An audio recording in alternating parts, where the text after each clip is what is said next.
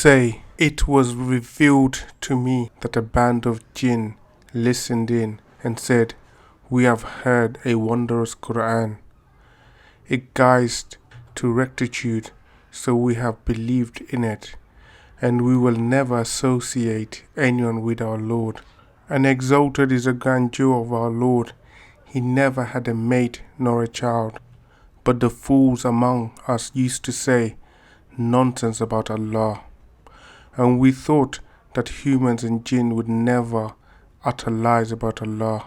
Some individual humans used to seek power through some individual jinn, but they only increased them in confusion. They thought, as he thought, that Allah would never resurrect anyone. We probed the heaven and found it filled with stern guards and projectiles.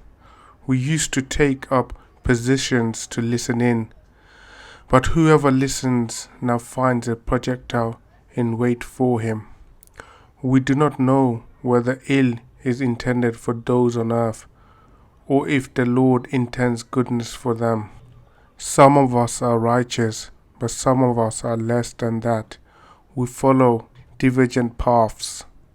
We realize that we cannot defeat Allah on earth, and that we cannot escape Him by fleeing. And when we heard the guidance, we believed in it. Whoever believes in his Lord fears neither loss nor burden.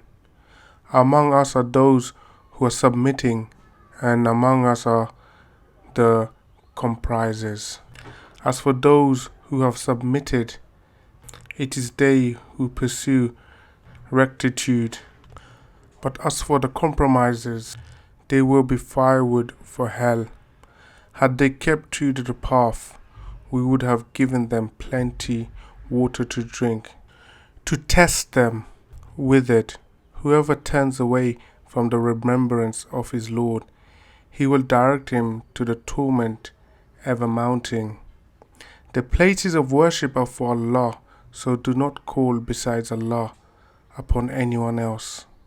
And when the servant of Allah got up calling on him, they almost fell on him in a mass. Say, I pray only to my Lord, and I never associate anyone with him. Say, it is not in my power to harm you, nor to bring you to the right conduct. Say, no one can protect me from Allah, and I will not find any refuge except with Him, except for proclamation from Allah and His messages. He who defies Allah and His messenger, for him is the fire of hell, in which they will dwell forever, until when they see what they were promised. They will know who is weaker in helpers and fewer in numbers. Say, I do not know whether what you are promised is near, or whether my Lord will extend it for a period. The knower of the invisible, He does not disclose His invisible to anyone, except to a messenger of His choosing. He then dispatches guards before Him and behind Him, that He may know that they have conveyed the messages of the Lord.